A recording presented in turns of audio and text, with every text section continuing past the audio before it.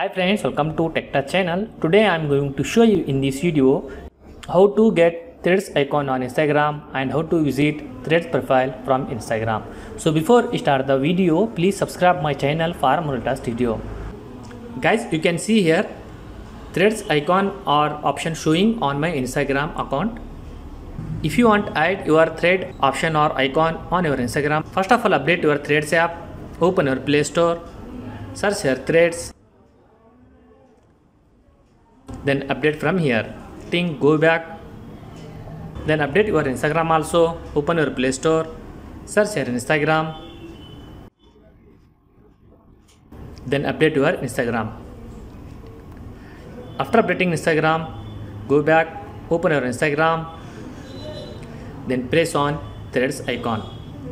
Now you can see here your thread profile open. That's it guys. So in this you add Threads option or icon and visit thread profile on Instagram.